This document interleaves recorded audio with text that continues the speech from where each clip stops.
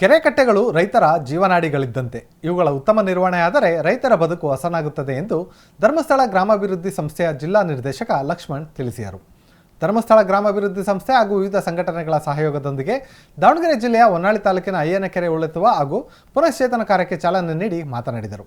ನಮ್ಮ ಊರು ನಮ್ಮ ಕೆರೆ ಕಾರ್ಯಕ್ರಮದಲ್ಲಿ ಒಡೆಯರತ್ತೂರು ಗ್ರಾಮದ ಅಯ್ಯನಕೆರೆ ಉಳೆತ್ತುವ ಮೂಲಕ ಪುನಶ್ಚೇತನಗೊಳಿಸುವಂತಹ ಕೆಲಸಕ್ಕೆ ಚಾಲನೆ ನೀಡಲಾಗಿದ್ದು, ಈ ಕೆರೆ ಸುಮಾರು 26 ಎಕರೆ ವಿಸ್ತೀರ್ಣದ ಕೆರೆಯಾಗಿದ್ದು, ಇದರ ಪುನಶ್ಚೇತನ ಕೆಲಸದ ನಂತರ ಬರುವ ಮಳೆಗಾಲದಲ್ಲಿ ನೀರು ತುಂಬಿದರೆ ಇದರಿಂದ ಅಕ್ಕಪಕ್ಕದ ಕೊಳವೆ ಬಾವಿಗಳಲ್ಲಿ ಅಂತರ್ಜಲದ ಮಟ್ಟ ಹೆಚ್ಚಲಿದೆ ಎಂದರು.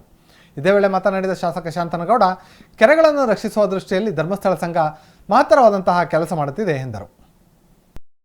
ನಮ್ಮ ಗ್ರಾಮೀಣ ಮಟ್ಟದ ಬಡವರಿಗೆ ಸಾಲ ಕೊಡುವ ಮುಖಾಂತರ ಅವರ ಆರ್ಥಿಕವಾಗಿ ಬಲವರ್ಧನೆಯಾಗಿ ಅವರ ಮನೆ ಕುಟುಂಬ ಅಭಿವೃದ್ಧಿ ಆಗುತ್ತೆ. ಒಂದು ಎರಡನೇದಾಗಿ ಅವರು ಬ್ಯಾಂಕಿನ ಅವರೇ ತಿಳ್ಕೊಂಡು ನಾವು ನಮ್ಮ ಗ್ರಾಮೀಣ ಮಟ್ಟದ ಎಲ್ಲ ಬಡವರಾಗಲಿ ಮಹಿಳೆಯರು ಅವರು ಸಂಬಳ ಎಷ್ಟು ಕೊಡ್ತಾರಪ್ಪ ಸಂಸ್ಥೆ ಅಂದರೆ ಭಾಳ ಕಮ್ಮಿ, ಅದು ಹೇಳೋಂಗಿಲ್ಲ. ಅಷ್ಟು ಕಮ್ಮಿ ಸಂಬಳ ಕೊಟ್ಟರು ಬೇಜಾರಾದಂಗೆ ಕೆಲಸ ಬೇಜಾರಾಗಂದ್ರೆ ನಾನು ನೋಡ್ತೇನೆ. ನಮ್ಮ ಮಿಲ್ ನಮ್ಮ ಪೆಟ್ರೋಲ್ ಬಂಕಿದೆ ಆಫೀಸ್ ನೋಡ್ತೇನೆ, ರಾತ್ರಿ 9 ಗಂಟೆಗೆ ಕೆಲಸ ಮಾಡ್ತಾರೆ. ಬೆಳಗ್ಗೆ 7-8 ಗಂಟೆ ನಾನೇನು ಮುಗಿರಲ್ಲ ಬಂಕಿಗೆ, ಅಷ್ಟೊತ್ತಿಗೆ ಬೈಕ್ ತಂದು ಪೆಟ್ರೋಲ್ ಇರ್ತಾರೆ. ಏನು ಸರ್ ಅಂದರೆ ಇಲ್ಲ ಹಳ್ಳಿ ಮೇಲೆ ಹೋಗ್ತೇವೆ, ಮಹಿಳಾ ಸಂಘದ ಭೇಟಿ ಮಾಡೋಕ್ಕೂ ಯೋಜನೆಗಳ ಭೇಟಿ ಮಾಡೋಕ್ಕೂ ಅಂತಾರೆ.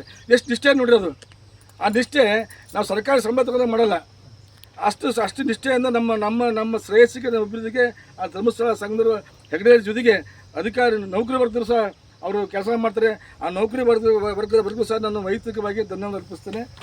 ಇವರು ಬಂಧುಗಳೇ, ಈ ಒಂದು ಮಹತ್ವವಾದ ಈ ಕಾರ್ಯಕ್ರಮದಲ್ಲಿ ಈ ಒಂದು ಊರಿನ ಪ್ರಮುಖರು ಎಲ್ಲ ಸ್ನೇಹಿತರು ಎಲ್ಲ ರಾಜಕಾರಣ ಮತ್ತು ಅವರ ಪೂರ್ವಜಾತ ಹೇಮಾವತಿ ಅವರನ್ನು ಈ ಕ್ಷೇತ್ರ ಜನತೆ ಪರವಾಗಿ, ನಾಡಿನ ಜನತೆ ಪರವಾಗಿ ತಿಳಿಸಿ, ನಮ್ಮ ತಾಲೂಕಿನಲ್ಲಿ ವಿಶೇಷವಾಗಿ ನ್ಯಾಮತಿ ಮತ್ತು ಹೊನ್ನಾಳಿ ತಾಲೂಕಿನಲ್ಲಿ ಧರ್ಮಸ್ಥಳದ ಸಂಘದ ಪದಾಧಿಕಾರಿಗಳಿರ್ಬೋದು, ಸಂಘ ಸಂಸ್ಥೆಗಳು, ಗ್ರಾಮಸ್ಥರು, ಈ ಕೆರೆ ಎಲ್ಲರೂ ಸಹಭಾಗಿತ್ವದಲ್ಲಿ ವ್ಯಕ್ತಿಯರ ನೇತೃತ್ವದಲ್ಲಿ ನಮ್ಮ ಊರು ನಮ್ಮ ಕೆರೆ ಅಂತಕ್ಕಂಥ ಯೋಜನೆಯಲ್ಲಿ ಅವ್ರದ್ದೇ ಆದಂಥ ವಾಹನವನ್ನು ಬಿಟ್ಟು ರೈತರು ಅದಕ್ಕೆ ಯಾವುದೂ ಸಹ ದರವನ್ನು ನಿಗದಿ ಮಾಡದೆ ಅವರೇ ಬಂದಂಥ ಮಾಲೀಕರ ಟ್ರ್ಯಾಕ್ಟರ್ಗಳಿಗೆ ಇಂಚಿನಿಂದ ಕೆರೆಯಲ್ಲಿರ್ತಕ್ಕಂಥ ಒಳ್ಳೆಯ ಗೊಬ್ಬರದಂಥ ಮಣ್ಣನ್ನು ತುಂಬಿಕೊಡ್ತಕ್ಕಂಥ ಕಾರ್ಯವನ್ನು ಮಾಡ್ತಾಯಿದ್ದಾರೆ. ಇವತ್ತು ಈ ಒಡೆಯರತ್ತೂರು ಗ್ರಾಮದ ಪರಂಪರೆ ನಮ್ಮ ಕ್ಷೇತ್ರದಲ್ಲಿ, ನಮ್ಮ ತಾಲೂಕಿನಲ್ಲೇ ಈಗಾಗಲೇ ಈ ಯೋಜನೆ ಕ್ಷೇತ್ರದಿಂದ ಧರ್ಮಸ್ಥಳ ಕ್ಷೇತ್ರದಿಂದ ನಮ್ಮಲ್ಲಿ ಕಟ್ಟಿ ಕೆರೆನ, ಮಾದೇನಹಳ್ಳಿ ಕೆರೆ, ಕುಂಕೋವ ಮತ್ತು ರಾಮೇಶ್ವರ 4 ಊರುಗಳು ಸಹ ಕೆರೆಯನ್ನು ಇಲ್ಲಿ ನಮ್ಮ ಊರು ನಮ್ಮ ಕೆರೆಯಲ್ಲಿ ಕೆರೆಯನ್ನು ಅಭಿವೃದ್ಧಿಪಡಿಸಿದರೆ ಈಗ 5ನೇ ಕೆರೆಯಾಗಿ ಒಡೆಯರತ್ತೂರು ಗ್ರಾಮದ ಕೆರೆ ಅಂತ ಹೇಳಿದ್ರೆ ನಾವು ಸಹ ನೋಡಿ ಈ ಕೆರೆ ನೋಡಿ ಭಾಳ ಸಂತೋಷ ಆಗೈತಿ. ಜೊತೆಗೆ ಈ ಕೆರೆ ಭಾಳ ದೊಡ್ಡ ಕೆರೆ, ನಮ್ಮ ತಾಲೂಕಿನಲ್ಲಿ ಭಾಳ ದೊಡ್ಡ ಕೆರೆಯಲ್ಲಿ ಒಡೆಯರತ್ತೂರು ಕೆರೆ. ಇದು ಈಗಾಗಲೇ ಕೆರೆ ತುಂಬಿಸೋ ಯೋಜನೆಯಲ್ಲಿ ಸರ್ಕಾರದ ಮಂಜೂರಾಗಿ ಈಗಾಗಲೇ ಕೆರೆ ಅಭಿವೃದ್ಧಿ ಮತ್ತು ಎಲ್ಲ ರಿವಿಟ್ಮೆಂಟ್ ಕೋಡಿ ಮೆಟ್ಟು ಎಲ್ಲವೂ ಮಾಡಿಕೊಟ್ಟಿದೆ. ಆದರೆ ಇದು ನೀರು ತುಂಬಿಸಲಿಕ್ಕೆ ಸ್ವಲ್ಪ ತಾಂತ್ರಿಕ ತೊಂದರೆ ಇದೆ. ಅಂದರೆ ಅದು ನಿಮಗೆ ಜಾಗರ್ ಮಾಡಬೇಕಿತ್ತು, ಪಂಪ್ ಹೌಸ್ ಮಾಡಬೇಕಿತ್ತು, ಅದು ಆ ಸಮಸ್ಯೆ ಸರ್ಕಾರದ ಮುಂದೆ ಐತಿ. ಆದಷ್ಟು ಬೇಗ ಈಗ ನಾವು ಸಬ್ ಸ್ಟೇಷನ್ ಮಾಡಿಕ್ಕೆ ಮತ್ತು ಪಂಪ್ ಹೌಸ್ ಮಾಡಲಿಕ್ಕೆ ಪೂರ್ವದ ಜಮೀನು ಕೊಟ್ಟಿದ್ವಿ. ಈ ಆದಷ್ಟು ಬೇಗ ಈ ಕೆರೆಗೆ ಸರ್ಕಾರದ ಯೋಜನೆ ಕೆರೆ ನೀರು ತುಂಬಿಸಿ ಯೋಜನೆ ಅಷ್ಟರೊಳಗೆ ಇವತ್ತೇನು ಸಂಘ ಧರ್ಮಸ್ಥಳದವರು ಈ ಕಾರ್ಯಕ್ರಮ ಹಮ್ಮಿಕೊಂಡು ವಿಶೇಷವಾಗಿ 3 ಪರ್ಪಸ್ ಐತಿ. ನಮ್ಮ ರೈತರಿಗೆ ಹೊಲಗಳಿಗೆ ಪುಕ್ಕಟ್ಟೆ ನೀವು ರೋಡ್ ಮಾಡಿಕೊಡಿದ್ರೆ ದುಡ್ಡು ಹಣ ಉಳಿಯುತ್ತೆ, ಜಮೀನಿಗೆ ಒಂದು ರೈತರು ಬರುತ್ತೆ.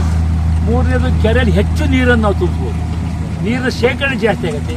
ತನ್ಮೂಲಕ ಬೇಸಿಗೆಗೆ ನೀರು ಹಿಂಗೇ ಇರೋದ್ರಿಂದ ಎಲ್ಲ ರೈತರು, ಬಹುಭಾಗದ ರೈತರು ಪಂಪ್ ಸೆಟ್ಗಳ ಮೂಲಕ, ಬೋರ್ವೆಲ್ ಮೂಲಕ ಜಾಸ್ತಿ ತೋಟ ವಗೈರೆ ಮಾಡಲಿಕ್ಕೆ ಆ ರೈತರು ಸಹ ಅಂಥ ಪುಣ್ಯದ ಕೆಲಸವನ್ನು ಪರಮ ಪೂಜೆಯರು ನಾಡಿನಾದ್ಯಂತ ಮಾಡ್ತಾರೆ, ನಮ್ಮಲ್ಲಿ ಮಾಡಿದರೆ.